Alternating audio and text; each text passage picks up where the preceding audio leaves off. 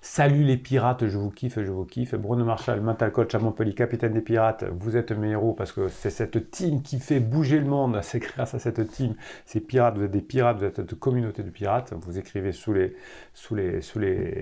vidéos, vous vous formez, vous vous faites coacher et ensemble on bouscule le monde et on prépare là actuellement la formation qui sort demain sur l'ego. Vous avez des galères dans votre vie parce que vous fonctionnez avec votre ego et vous verrez dans la formation, je vais vous expliquer comment on se sort de ça. Et on va en parler un peu aujourd'hui de l'ego et de la crise existentielle de votre conjoint et comment vous allez réagir face à la crise existentielle de votre conjoint qui est terrible, mais surtout on n'agit pas par ego.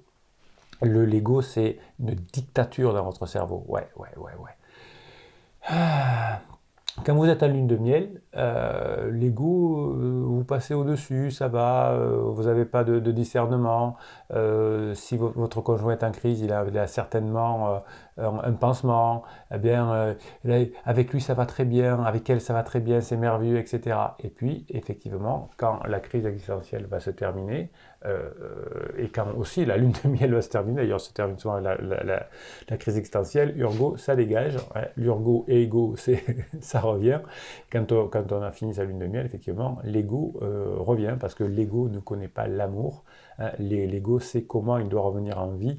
Et votre conjoint en crise, qui n'est pas un pirate, qui n'a pas bossé sur elle, sur lui, sur elle, qui n'a pas fait de neurohypnose, eh bien, elle va fonctionner avec cette partie égotique, qui est cette partie de leur psyché, qui veut dire, qui va chercher à gagner de l'énergie du monde extérieur, en résistant à ce monde extérieur, en résistant au vieillissement, notamment si votre conjoint est en crise, en se disputant avec vous, en essayant de se venger, en se retirant d'une situation, en voulant divorcer, on essaie de prendre de l'énergie sur le monde. Hein, ça, c'est le fonctionnement de l'ego. Donc une personne en crise a un fort ego, et à la fin de la lune de miel, effectivement, l'ego que ressent la personne en crise va se retourner évidemment contre Urgo, contre pansement. Hein. Urgo, ego. Hein.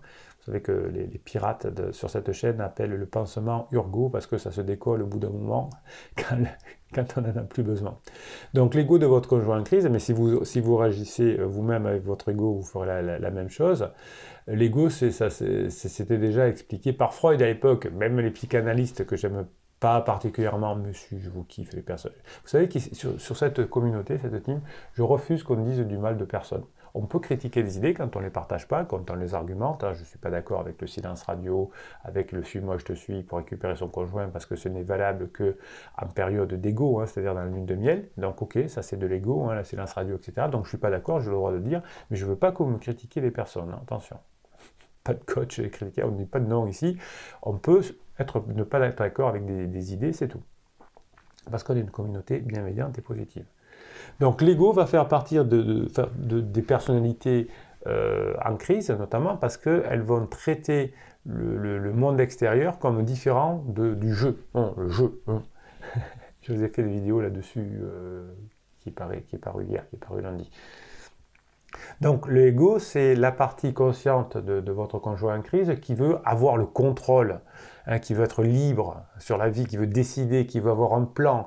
L'ego de votre conjoint en crise, il est obsédé par la sécurité, par sa réputation, par son intérêt personnel, par votre survie. J'ai donné 2 ans de ma vie, j'ai donné 10 ans de ma vie à mes enfants, je ne veux plus. Je ne veux plus être exploité. Ouais. Je veux plus qu'on me fasse les personnes en crise donc, vont raconter des choses négatives sur elles-mêmes d'ailleurs, mais surtout sur vous.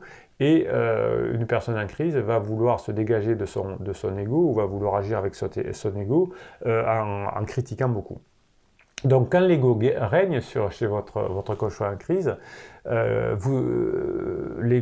votre conjoint va être concentré sur l'extérieur, donc sur vous, et elles vont se sentir, surtout en crise pendant l'ego, votre conjoint va se sentir séparé. Et donc dit c'est fini, c'est séparé, c'est fini, ça ne reviendra pas, c'est cassé. Et vous voyez, c'est juste l'ego qui fait ça. Donc ce sentiment accru de séparation, qui est dû à l'ego, hein, que l'on ressent beaucoup pendant sa crise existentielle, est basé sur des attentes souhaitées qui n'arrivent pas. Pourquoi elles n'arrivent pas? Pourquoi elles souffrent? Parce qu'ils ne font pas les choses qu'il faut. Quand j'étais en crise, je ne faisais pas les choses qu'il fallait. Bon, je savais que j'étais en crise, donc c'était plus facile, mais je ne faisais pas les choses qu'il fallait. Donc quelqu'un qui ne sait pas qu'il est en crise, hein, l'ego coupe de tout, il dit non, c'est la faute des autres. Donc l'ego va représenter chez votre personne en crise les attentes souhaitées projetées, et les attentes souhaitées sont un ego projeté sur vous. Donc il ne peut pas y avoir d'autres difficultés, d'autres solutions que le problème, c'est vous. C'est puisqu'il est projeté, l'ego projette sur l'autre. Lorsque votre conjoint en crise agit avec son ego, la personne va perdre l'attention, la connectivité, l'amour, la compassion, toutes ces compétences sociales que nous avons, nous, en tant que pirates, que vous nourrissez ici dans les formations et dans les coachings. Je vous rappelle que les formations et les coachings, si vous avez envie de vous les offrir pour devenir un vrai pirate, pour ne plus agir avec l'ego, ben vous avez tout ça dans le descriptif de cette vidéo. Vous avez plus de 30 formations, vous avez plusieurs formules pour faire des coachings, et vous allez retrouver, contrairement à votre ego qui est là, qui est fort et qui est présent chez votre conjoint en crise, vous allez trouver l'attention, la connectivité, l'amour, la compassion. Tout ça, ce sont des qualités essentielles qui vont faire que les autres auront envie d'être vous. Quand l'ego fait beaucoup de mal, il n'y a plus de limite. Et quand vous avez réussi à maîtriser votre ego, au contraire, vous allez être bienveillant, positif. Alors, comment peut-on briser ce lien? Parce que vous risquez aussi de fonctionner avec l'ego, puisque avec les neurones miroirs, hein, qu'ont les personnes en crise, ils risquent de vous faire travailler aussi avec votre ego. Donc, je vous explique dans la formation qui paraît demain comment vous libérer de cet ego, et c'est ce qui vous permettra d'ailleurs de retrouver votre couple. Avant, vous allez garder votre ego sur le couple, sous la main. Vous allez mettre votre ego sous le joug pour que votre couple soit sauvé. Bruno, on se calme. Première chose, vous allez identifier. Contrairement à votre conjoint en crise, vous allez identifier que vous avez des pensées coupables, dichotomiques, que vous êtes dans le bien ou dans le mal, dans le bon ou dans le mauvais, dans le noir ou dans le blanc. Non. Aucun terrain d'entente ne peut être trouvé si les deux sont dans l'ego. L'ego va conduire au jugement et à la critique, alors parfois de vous-même et des autres. Donc l'élément central du moment où vous allez ressentir la piqûre de votre ego, c'est la dépendance à l'égard de l'environnement extérieur. Quand vous êtes en dépendance affective, et vous avez une formation sur la dépendance affective, c'est quand vous êtes dans votre ego. Vous voulez protéger votre ego veut vous protéger. Alors, lorsque vous allez compter sur la perception des autres pour vous sentir bien, pour vous sentir validé, eh bien, vous allez être avec votre ego. Vous allez souffrir, vous allez craindre le jugement, vous allez craindre l'échec, vous allez lutter pour blâmer les autres. Ce que fait votre conjoint en crise, il n'est pas bien, il est dans l'ego, donc il va vous blâmer. Donc, une fois que vous avez identifié ce qui vous fait péter les boulons, comme me disaient certains, j'ai un client qui me dit « j'ai pété un boulard aujourd'hui, je vous appelle parce que j'ai perdu un boulard, je veux un coaching tout de suite ». Comprenez qu'une fois que vous avez identifié, vous allez comprendre d'où ça vient. Il y a une raison pour laquelle un être humain lutte, c'est contre l'environnement extérieur, c'est que nous n'obtenons pas ce que nous voulons et nous souffrons. Si vous vous sentez épanoui, heureux et satisfait, vous n'avez pas besoin d'insulter les autres. Vous n'avez pas besoin de blâmer les autres. Vous n'avez pas besoin de dire c'est à cause de toi que je ne vais pas ressentir ce que je voulais ressentir. Donc je vais aller voir encore un pansement et c'est là que je vais souffrir encore plus.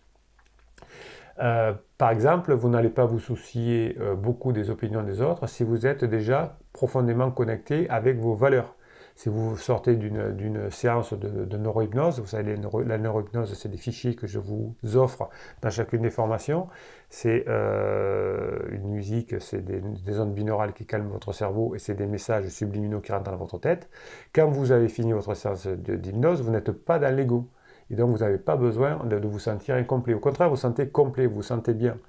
Lorsque vous ressentez ce que vous voulez ressentir, après une séance d'hypnose, vous n'avez pas besoin d'être dans l'ego. En revanche, votre conjoint en crise, qui se sent mal, va devoir projeter son mal-être sur le monde extérieur. Donc une fois que vous avez identifié et compris, vous apprendrez à surmonter dans la formation l'ego. Quand l'ego est en action, on a l'impression qu'on ne peut rien faire, que les besoins ne sont pas ressentis à cause des autres, que nous n'avons pas ce qu'on voulait, donc on attaque les autres. Un moyen de surmonter cette souffrance de l'ego, c'est de favoriser cet état d'esprit interne autour de vos valeurs qui vont vous faire sentir bien et qui vont vous faire sentir indépendant. Vous n'aurez pas besoin des commentaires, vous n'aurez pas besoin de l'approbation des autres pour vous sentir bien. À la sortie d'une séance de neurohypnose que vous écoutez avec un casque, eh bien, vous allez être détendu. Vous n'aurez pas besoin que votre patron vous écoute. Vous n'avez pas besoin de vous sentir puissant pour qu'on vous dise « c'est bien mon chéri ». Vous n'avez pas besoin de ça. Vous pourrez, grâce au fonctionnement sans ego, enfin avec l'ego maîtrisé, vous pourrez être amené à faire des choses à d'autres personnes simplement parce qu'elles aimeront être avec vous. Donc votre conjoint, quand vous êtes sorti de l'ego, va être apaisé par vous. Là, aujourd'hui, votre conjoint est en colère et a peur, et vous la collez, donc le ressent chez vous, donc c'est un phénomène qui est pas là. Et donc, vous allez vouloir gérer, lui va vouloir vous gérer, vous allez vouloir le gérer. Donc, ça ne peut pas fonctionner. À partir du moment où vous allez plus fonctionner avec votre ego, vous ne serez plus marqué, vous aurez compris comment fonctionne votre conjoint en crise dans son ego, c'est-à-dire qu'il va déverser sur vous, il va vous blâmer, etc. Et donc vous aurez compris que si vous ne fonctionnez pas par ego, vous allez apaiser la personne qui est en crise et elle va se rapprocher de vous forcément. Donc vous serez plutôt hors ego quand vous vous sentirez généreux, que vous aurez pris de la distance, que vous serez patient, vous avez des formations là-dessus qui vous aident ça, avec du temps, avec de l'énergie, avec des ressources. Si vous arrivez à vous concentrer moins sur votre moi et sur votre ego, vous allez avoir un déplacement de l'attention de vous vers les autres. Et la nature a besoin que vous soyez décentré vers les autres pour fonctionner avec vous. Et quand vous vous décentrez sur les autres, vous bénéficiez de l'énergie de la nature. Quand vous voulez prendre l'énergie de la nature, évidemment, vous souffrez, comme les conjoints en crise. Une fois que vous aurez moins d'ego, eh bien vous serez plus compatissant, vous serez plus bienveillant, vous serez un pirate. Et vous prendrez du recul sur les choses, vous monterez dans l'hélicoptère avec cerise. Vous allez observer comment vous pouvez vous aider, comment vous pouvez aider vos enfants, comment vous pouvez agir avec la difficulté de votre conjoint en crise, même si vous insulte. Au lieu de juger, vous trouverez des valeurs dans l'unicité, dans la famille et dans vos valeurs fortes. Comme vous serez plus dans l'ego, vous serez présent. Vous ne serez plus coincé en pensant de manière obsessionnelle, c'est à cause de toi, c'est à cause de toi, c'est à cause de toi, au passé. Ça, c'est la personne en crise. Ou vous ne penserez plus à l'avenir, qu'est-ce que je vais devenir? Vous n'aurez plus besoin de ça quand vous aurez fait la formation sur l'ego. Vous allez apprendre à mieux respirer, vous allez apprendre tout ça, vous allez voir. Vous serez présent. Vous serez plus courageux aussi. Vous aurez l'incertitude effraie l'ego. Parce que si vous voulez maîtriser l'extérieur, vous n'y arriverez pas. Mais si vous arrivez à vous maîtriser, vous aurez plus de courage.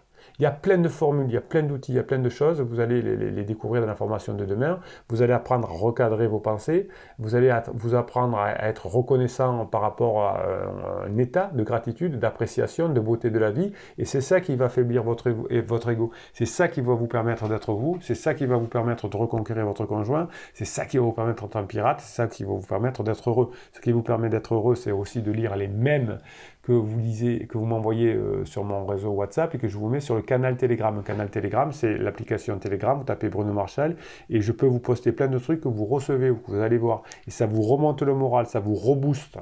C'est ça le principe de la team, on se rebooste entre nous. Vous avez les formations et les coachings techniques, mais aussi vous avez les vidéos pour vous booster. Vous avez les commentaires sous les vidéos, vous avez le canal Telegram, vous avez le live du vendredi soir. Live 19h vendredi soir et vous allez découvrir quelque chose qui va beaucoup vous plaire dans le live de vendredi soir à 19h, soyez là. Et puis les mèmes que vous m'écrivez, ça vous booste. Et vous savez que depuis quelques semaines, quelques jours, je vous mets quelques mèmes à la fin de ces vidéos. Voilà, je vous les décris, je vous les commente et ça vous régale. Allez, premier mème, il me plaît beaucoup. Enfin, tous vos mèmes me plaisent, mais celui-là, il est bien. Un vieux chef Cherokee a enseigné ceci sur sa vie à son petit-fils. J'ai dû le raconter dans un coaching, je pense, et du coup, ça finit à mème chez les pirates. Donc, un vieux chef Cherokee a enseigné ceci sur sa vie à son petit-fils. Il y a un grand combat qui se passe à l'intérieur de nous tous. C'est un combat entre deux loups. L'un est le mal, il est en colère, l'envie, la culpabilité, la tristesse et l'ego. Et l'autre est bon, il est joie, il est amour, il est espoir, il est vérité et foi. Le petit-fils demande quel est le loup qui gagnera. Donc le premier c'est plutôt la personne en crise, le deuxième c'est plutôt le pirate. Et le petit-fils demande quel est le loup qui gagnera, et le chef répond celui que tu nourris. Vous allez nourrir la joie, l'amour, l'espoir, la vérité, la foi. Et vous deviendrez cette personne. Et la personne qui nourrit le mal avec son ego, avec ses critiques, avec ses blâmes, etc., eh bien, nourrit son cortisol, son sympathique. Et vous allez nourrir votre parasympathique, et c'est pour ça que vous obtiendrez ce que vous voulez. Nous sommes le produit de nos erreurs, mais pour ménager notre ego, nous appelons ça de l'expérience. Oui, tout le monde fait des erreurs, effectivement. Notre ego, il essaye de trouver des réponses. Oui, l'expérience, c'est super important. Hein, c'est le produit de nos erreurs. Tout le monde a fait des conneries dans la vie. Moi, le premier, bien évidemment. Bon, plus que vous, parce que j'ai plus d'expérience que vous. Je suis très vieux. Et oui, c'est l'expérience qui va vous faire gagner finalement. Nous sommes tous égaux dans ce bas monde, seulement certains personnages prétentieux dotés d'un gros ego pensent le contraire. Oui, les personnes en crise qui ont leur ego surdéveloppé, pourquoi elles ont un ego si développé? Parce qu'il y a une faible estime de soi, donc il faut protéger cette estime de soi. Oui, hein, les personnes qui sont dans l'ego, les personnes en crise existentielle se sentent mieux que les autres. La souffrance mène vers la connaissance de soi-même, renverser les portes de son inconscient, évaluer ses pensées, ses actions, son ego. Oui, vous êtes des pirates, donc vous savez ce que c'est la souffrance, vous savez vous remettre en cause, vous savez aller dans votre inconscient avec les fichiers de neurohypnose. Oui, ça c'est vrai. Hein, vous êtes de vrais pirates et vous savez évaluer vos pensées, vos actions, votre ego, et vous ne dites pas c'est la faute des autres. Notre ego nous fait croire que nous sommes totalement uniques, mais on veut tous la même chose ou presque, de l'amour, de l'indulgence et du chocolat. Ouais, on veut tous à peu près la même chose, c'est vrai, même la personne qui est en crise. Un ego trop fort est une marque de faiblesse et un aveu de fragilité. Oui, oui.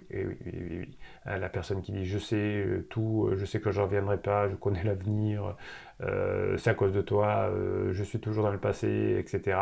Qui a un ego fort, c'est une marque de faiblesse et un aveu de fragilité. Je suis d'accord, voilà, je vous kiffe grave mes pirates, mettez-moi des pouces en l'air, mettez-moi des commentaires pour vous booster, je vous réponds aussi, bien évidemment, hein, je suis membre, un humble membre de la communauté.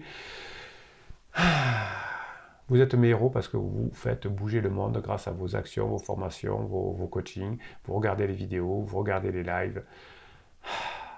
Qu'est-ce que c'est bon d'avoir une communauté, d'être dans une communauté comme vous qui foutent le bordel dans le monde.